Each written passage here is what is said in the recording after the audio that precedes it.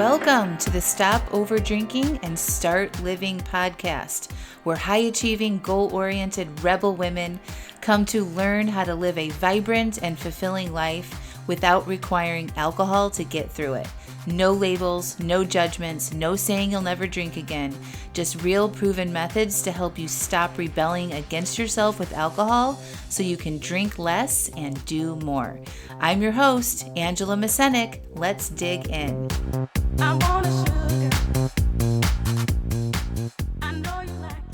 Welcome to episode 236, Sober in Napa and Creating Space.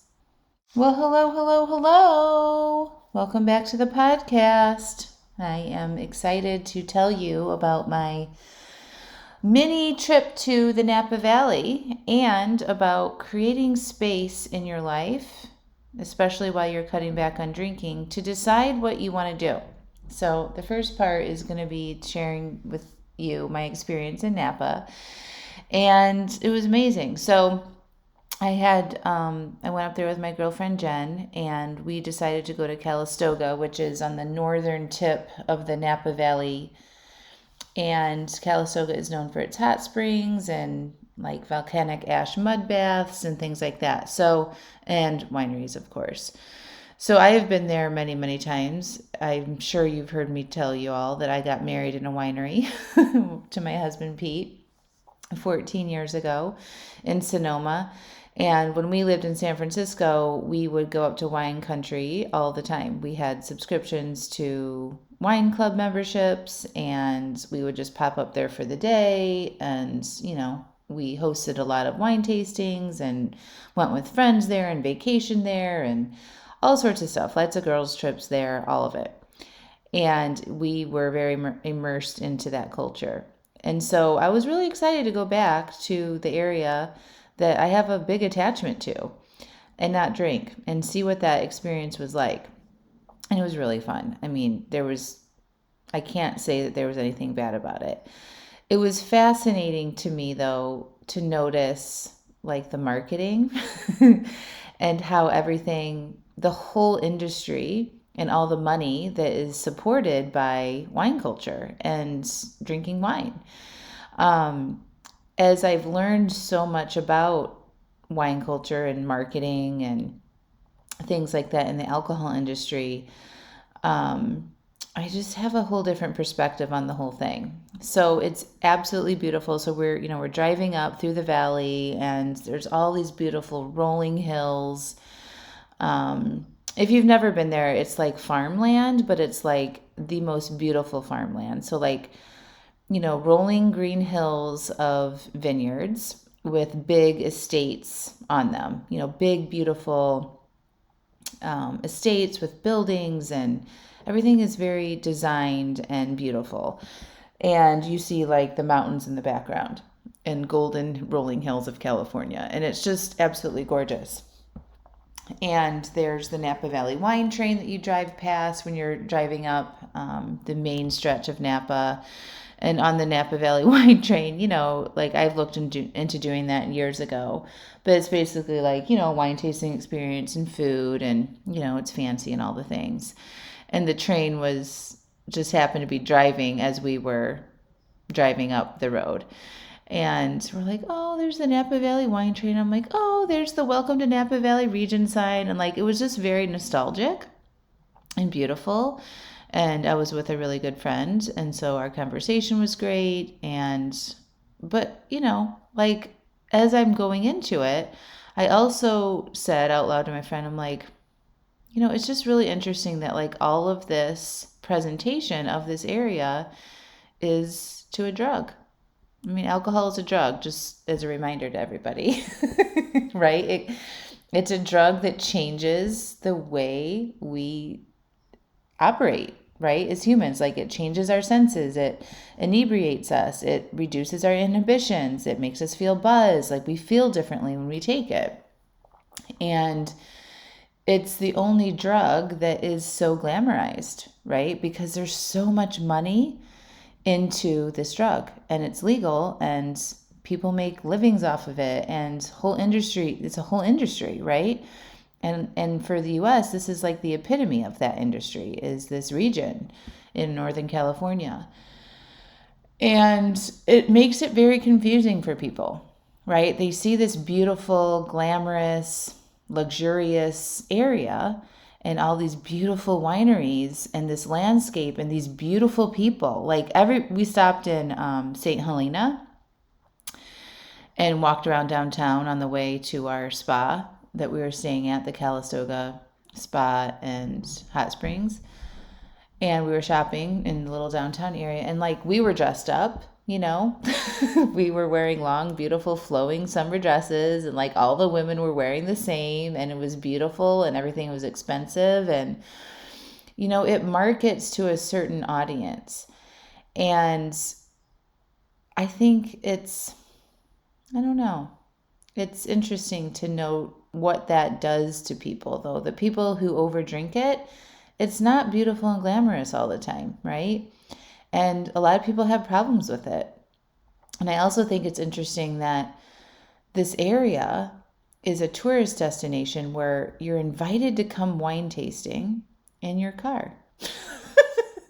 It promotes people to drink and drive. And that's very dangerous, obviously, right? Anyway, it was interesting for me to go up there, and I had those thoughts as I was entering, and we talked about it a little bit, but I wasn't mad about it, and I wasn't like, this sucks and we need to end the wine industry and any of that stuff. I don't feel like that way at all. I think it's just interesting to have a new perspective as I'm going in there and actually supporting the industry. I mean, we stayed at a spa, and we went out for dinner, and we shopped, and we spent money there. We contributed to that industry, and I was actually happy to. I had a glass of non-alcoholic sparkling wine at dinner, and it was amazing. And I was really actually happy to see that the area, and California is very, on trend, So I wasn't really that surprised that there was a lot of non-alcoholic options. And we didn't go to any vineyards, but I actually wanted to research some of them to see if you could do a non-alcoholic tasting or what that would be like, right? And I didn't do it this time, but I definitely want to go back and actually probably lead a retreat up there. I love immersing myself into drinking culture and not drinking. I think it's super fun. It's a fun experiment for me to go and have the best time without drinking alcohol, So I'm leading, I don't know if you heard about this or not, but I'm leading a sober retreat to Cancun at an all-inclusive, adults-only resort. And I'm really excited about that too, because I think people are scared that when they change their relationship with alcohol, that all of the fun things that they love to do and their identity and all that is going to change, and all the fun is going to end. And I am literally out here to prove that that is not the case. Your life becomes better. You become more alive. You become more aware. You have more fun. And I do realize that I am 5 years out of drinking. And so I don't have urges to drink. I don't worry about putting myself in these situations and that I'm going to drink. I go into it, I'm like, ooh, how can I have the best time and be fully myself and alive and awake and do the things that I want to do in this environment? That's how I approach it. And that has been very supportive and helpful for me on my journey. That's how I started my journey to stop over drinking. I went in at the very beginning. I'm like, I'm still going to have the most fun. I'm going to have fun. I'm not going to change who I am, So that was the approach that I took going into Napa, which is one of the most beautiful places I've ever been to. I mean, it's gorgeous up there. And there's a lot of things to do without drinking alcohol. So anyway, I just want to say, I'm not anti-wine region. I'm not anti any of this stuff. I just think now that I've gone back with a different perspective in how the wine culture markets to women, and how glamorizing it is. And I see that very clearly now, right? Before I didn't. I just was into it. I was like, this is amazing. I'm so fancy. This is beautiful. This is a hobby that I have, all that stuff. And now I see the full picture of it, right? It's a money-making machine. It employs thousands of people. These vineyards and wineries make tons of money, and people come up there and enjoy themselves and spend money and buy money around alcohol. So anyway, that was one part of it that I thought I would share with you that was interesting for me, to just see the bigger picture. And I had an amazing time. So we came in, we went shopping in St. Helena, and then we checked in at our spa. Indian River is where we had a volcanic ash mud bath. And I don't know if you've ever had one of those before, but basically you go in and you have to get completely naked and you have an attendant. Like, I went in with my friends, so we like had to get naked in front of each other, and then they help you get settled into literally a bathtub filled with mud. And then they cover you up with mud. So you have like, it feels kind of like a weighted blanket on you, and it's very warm.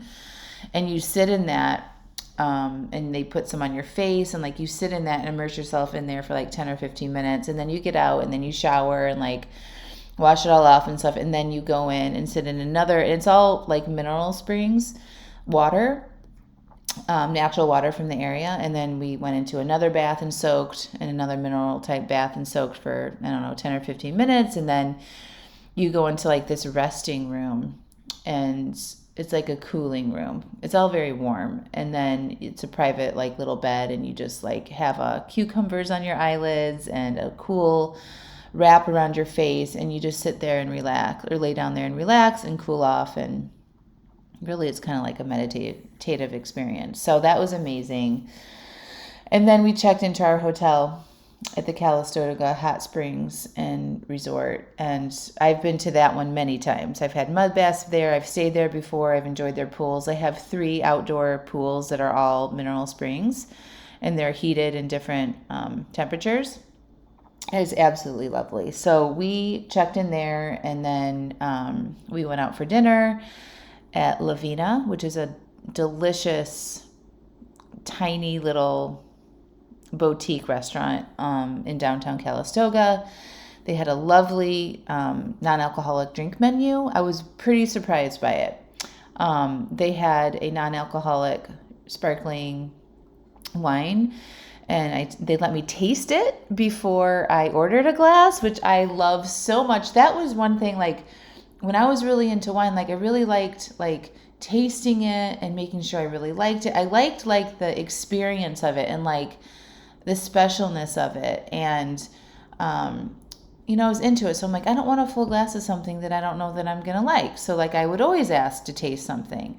And I never have had an experience with a non-alcoholic drink or a wine or a replacement where they're like, would you like to try that before you commit to it? I'm like, yes, I would. So it made, they were very supportive and welcoming of people who didn't drink.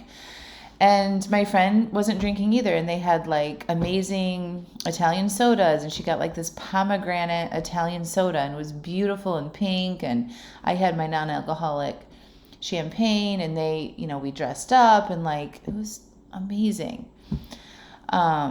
And then after that, we went back to the hotel and we did the pools until it got dark, and we saw the sky and the stars and the sunset.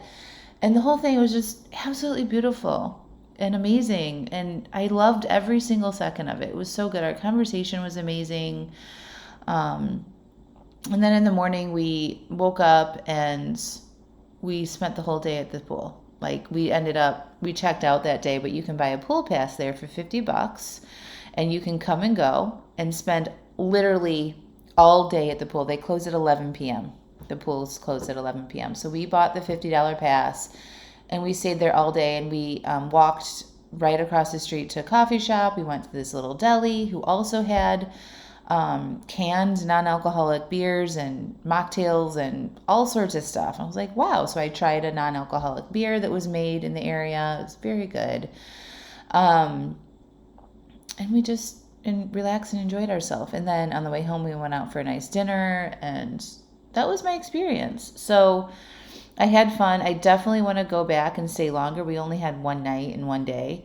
So, we just wanted to relax and have fun with each other was the main goal, and enjoy those pools. And I feel refreshed and recharged and ready to tackle and enjoy the final weeks of our big family vacation / experiment that we are still on out here in California. We leave next week to drive home, and that's going to take about a week as well. So I'm refreshed for that, and it was nice to have a little break um, and reflect on things and all of that. So that was my experience. I definitely want to go back. I'd love to lead a retreat in Northern California, in that area, to help people go and have the real-time support of somebody who has been there sober, who has been there not sober, who has researched all the places, knows the non-alcoholic drinks to have and what experiences to have,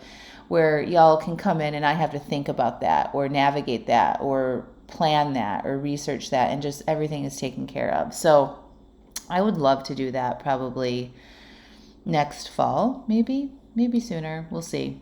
But if you're interested in that, send me an email and I'll start putting together a list. I have a lot of clients that live in Northern California too, and I think it would be really, really fun to meet up with them in person. I envision sunrise hot air balloon rides, luxurious dinners, spa experiences, hiking, and then non-alcoholic wine tasting. Sounds amazing, right?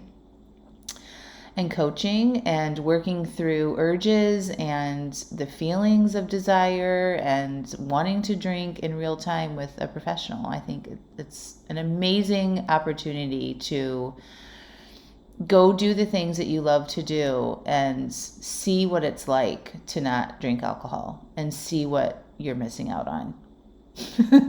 I think a lot of times we think that we're missing out when we're not drinking, but you're missing out on so much more when you overdrink, as you all know, and you're getting curious about, right? All right. So that was the Napa Valley experience, and I made a little reel about it over on Instagram. You can come look at that, at Coach with Angela Mascenik. If you don't follow me on Instagram, you absolutely should. And then that leads me into the second part of this podcast episode, where I want to talk about creating space. And a lot of times when people cut back on their alcohol consumption and are intentionally working on that, they have a lot more time, because their time isn't filled with filling it in with drinking. Okay? And you get aware of, when you have this more time and this more awareness about what's going on in your mind and your emotional state, things come up, ideas come up, problems come up, old shit you haven't resolved comes up. And that is an opportunity. That is intentionally creating space for you to figure things out. And a lot of people don't want to do that. They're scared of that because they're scared of what might come up for them, what might be revealed to them, the truth about their lives. And this is the thing, y'all. Y'all know what's going on. You're just haven't given yourself the time and space to look at it. Instead, you're choosing to, some of you, not all of you, obviously, instead you're choosing to ignore it and escape it through drinking, or whatever your thing is. If drinking isn't it, it's overworking or keeping your schedules too busy, running around the kids and overbooking yourselves, doing things for other people, not giving yourself enough downtime. Like there's ways in which you're avoiding your life. Most of you are here about the drinking, right?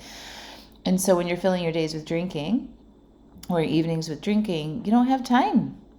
You know, your brain doesn't think about ways you could adjust things or checking in with yourself and like, is this what I actually want to be doing in my life, right?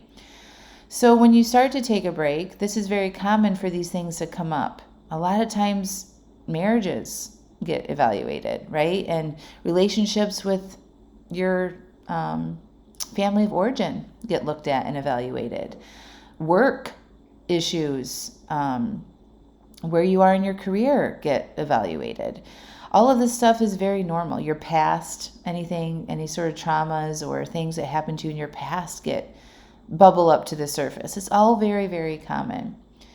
And I don't want you to be scared of that. If something bubbles up that you need more support on, obviously therapy is great, couples counseling, private coaching with me. All of these things are, good to know that you have resources or options to get additional support, okay? But when you allow time to create space, that's actually when things get better. Sometimes you have to be willing to look at the hard stuff, things that you haven't been addressing. But once that kind of figures out and you work through that, then you're going to have time and space to start designing the life that you want to live. Okay, so right now, that's what I'm doing in my business and in my life. I've really cut back on work. I shut down my high touch 6-month coaching program that ended at the end of June. And right now I just have the monthly Alive AF coaching membership, and I take on a few private clients, and I, host a retreat occasionally. I'm doing that one in Cancun in December, but it's very spacious right now for me in my work. And I did that intentionally so that things could settle and I could give myself time and space to figure out some new ideas and to let things come up and how I want to move forward in this work that I do to help women stop over drinking. I love creating new things. I love having new ideas. But when you're overworked and you're overscheduled and you have too many plans on your calendar, you don't have time and space to create, right? You're just doing and executing. And everybody needs a cycle frequently to allow things to settle and have some spaciousness to figure out what's next. So that's what I'm doing on this trip. Is this whole time we've been gone, I'm having a very light workload, and I'm not sitting down and be like, okay, now I'm gonna intentionally think about what's next and what I want to create. That's not what this looks like. It just looks like I'm just having spaciousness. I don't have an agenda for that spaciousness around work. I have a lot of time to think. I have quiet space. I don't have a lot of things booked. And so when I allow myself that kind of space to think about things, anything that comes up, it's not like I have an agenda for like, now I'm going to think about work. It just, obviously, you know how your mind works, right? You're out for a run, you're out for a walk, you're going out to eat, whatever it is that you're doing, things come up in your mind, right? And so when I don't have a packed agenda, the ideas are allowed to come in and they're allowed to be recognized. And I know that works for me, right? It's not even like I need new ideas or anything. It's just I'm curious to see where this shakes out. I'm curious to see what might come from some spaciousness this summer. That's really that's my intention around work. And so I had the same intention, this curiosity, this openness, this kind of like, ooh, I'm excited to find out idea when I took a pause from drinking alcohol. In my very beginning of my journey, I went into it with that sort of idea. I don't know where this is going to lead me, but I'm excited to find out. And now I have this booming, successful business where I've helped hundreds of women stop over drinking alcohol. And I lead retreats, in-person retreats. And I have this podcast, and I developed multiple coaching programs and courses, right? I had no idea that would happen, but I went into it with this intention of, I'm excited to find out where this goes. And then I had all these ideas that came through that spaciousness that I gave myself a break from drinking. So I had to stop doing something to allow more room in my mind for ideas to come through and solutions to be created. And so that's why vacation is amazing. Rest is amazing. Not overbooking yourself is amazing, to allow y'all to think about things and figure out and to let you become more aware of what it is that you actually want and what feels good for you to do going forward. I hope that makes sense. You have to give yourself space and time. And sometimes it takes a while, right? Like I am almost 3 weeks into my 6-month coaching program ending, and I feel like I'm just getting into it, like I'm just sort of like realizing that that's over, and I have a lot more spaciousness. And I'm like, oh, wow, it goes by really fast. And I'm not ready for that to be done yet. I need more time, and I'm just letting myself have the time that I need. And I've set my business up in a way that I can do that. And I know I'm very privileged in that, but it's, 5 years of hard, dedicated, consistent work and energy has allowed me to do that. And I'm doing it with intention because I want to, not because I need to, because I want to. And so I think when you guys are looking at evaluating your relationship with alcohol, intentionally cutting back, get excited about the spaciousness in your mind that will create. Because once you get that problem out of the way and your mind isn't occupied about thinking about drinking or pissed off at yourself about drinking or wondering when you're going to order your next drink after you've had your first drink, like think about how much time and energy, brain energy, that your relationship with alcohol requires. Really think about it. A lot of time. When I evaluated this at the very beginning of my journey over 5 years ago, I'm like, I could have gotten a PhD with all of the time that I spent supporting my relationship with alcohol. Okay? And once I got past that, I had so much time available to me. That's when I decided to become a coach. That's when I decided to start a podcast. That's when I decided to make my first program. And I did that because I had all of this first of all, I felt better. I had more energy. I was more clear on what I wanted to do with my life. And then I made it happen. But I had to remove that obstacle of the thing that was sucking up most of my time.